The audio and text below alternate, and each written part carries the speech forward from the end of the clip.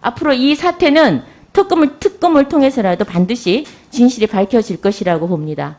한전 사장님 질의드리겠습니다. 지금 한전의 영업이익에 대해서 여러 논란이 있었습니다. 그런데 지난 우리 임시회를 통해서도 또 결산심사에서 통해서도 결론이 내려졌습니다. 한전의 실적이 날로 악화되는 이유는 유가 그리고 급속하게 탈원전 정책을 시행한 점, 또 급격하게 에너지 전환 정책을 시행한 점입니다. 여러 가지 요소가 복합됐습니다. 지난 결산심사에서도 사장님께서 이 부분에 대해서는 인정을 하셨습니다.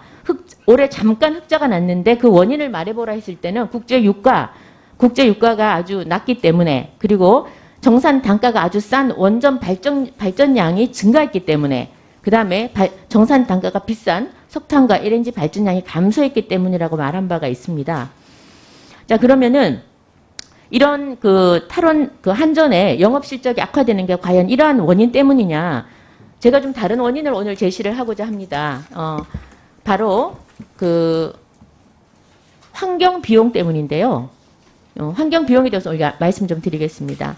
한전이 지출하는 환경 비용을 보면 두 가지가 있습니다. 첫 번째는 발전사들에게 REC 구입 비용을 보전해주고 있습니다. 이 RPS 비용인데요. 신재생 에너지 공급 의무제, 여기에 해당되는 RPS를 비용을 보전해주고 있는데 이것 하나. 두 번째는 발전사들의 온실가스 배출권 구입 비용도 보전해주고 있습니다. 이게 바로 ETS 비용입니다. 이 두 비용 때문에 지금 여기에 지출이 느니까 한전의 또 실적이 악화되지 않는가라고 문제 제기를 해봅니다. 먼저 RPS 비용 보겠습니다. 2017년도 보시면은요, 1조 원이 넘습니다. 2018년 1조 3천억, 2019년 1조 6천억, 올해 상반기만 해도 벌써 1조 원이 달합니다. 올해 하반기까지 더하면 2조 원에 달할 것으로 보입니다. 따라서 그리고 한전 영업 비용에서 이 RPS 비용이 차지하는 비중도요, 아주 급격하게 늘고 있습니다. 2017년에 1.9%, 약 2%입니다. 근데 올해 상반기 보시면 지금 현재까지만도 3.6%입니다. 하반기까지 하면 7%가 넘습니다. 따라서 불과 3년 만에 비율이 3배 이상 상승했습니다. 다음 ETS 비용도 한번 보겠습니다. 2018년에 잠깐 줄긴 했습니다만, 그 이유를 제가 제출하라고 했는데요. 잠깐 줄긴 했습니다만, ETS 비용도 2019년에 7,440억 원에서 7,440억 원이 영업 비용에서 차지하는 비중이 1.2%로 지금 과거보다 많이 증가했습니다. 그래서 지난 3년간 이 RPS 비용과 ETS 비용을 합한 도표를 한번 보시겠습니다.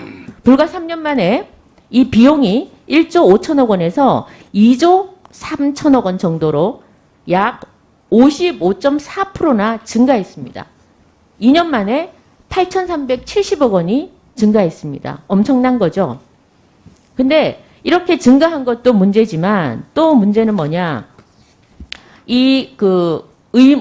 RPS 의무 공급량 비율이 급격하게 지금 늘어나고 있다는 겁니다.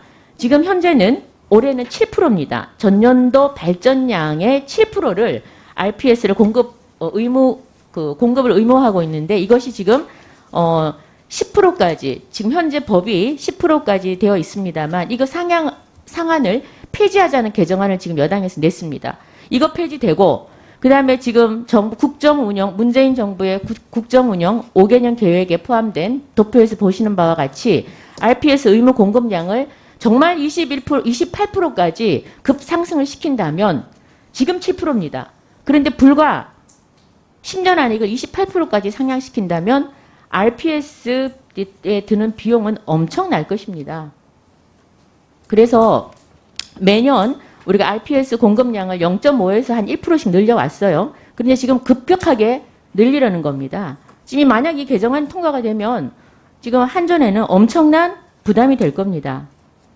여기에다가 지금 또 이 부분에 대해서 지금 한전 수익성에 지금 걱정이 되는데 더불어서 이걸 그러면 지금 저희가 최종적으로 걱정하는 바로 한전 전기 요금으로 이 모든 것이 전가되지 않을까 하는 우려입니다.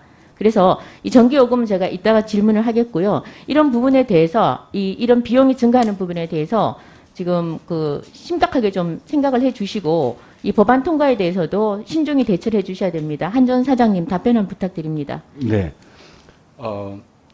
지금까지 예를 들면 2019년에 2조 3천억 10%까지 RPS 의무 부담을 사실상 한전 경영하고는 관계없지만 일단 총액 원가에는 계산해 놨는데 요금 인상은 안 되니까 결국 저희는 자입으로 충당해 온 게 사실입니다. 그런데 지금까지 제도는 이명박 정부 때에 생긴 제도로 RPS, ETS 다 그때 정해진 제도에 따라서 지금까지 오고 있습니다. 물론 앞으로 이것을 28%까지 또는 한계가 없이 가게 된다면은 결국은 그 전기 소비자의 부담으로 전가가 될 것입니다만은 제 생각 같아서는 국민들이 깨끗한 공기에 대한 이해를 좀 더 높여서 결국은 지금까지도 해왔듯이 앞으로도 늘어날 수밖에 없는 점에 대해서는 전기 소비자들의 이해를 높이는 방향으로 소통을 잘 해야 될 것으로 생각합니다.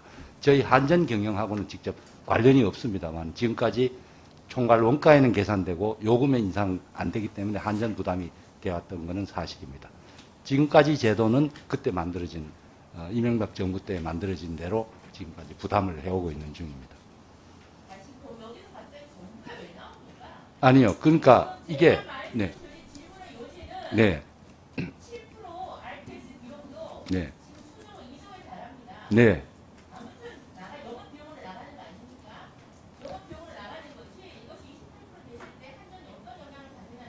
예. 네. 네, 네. 네.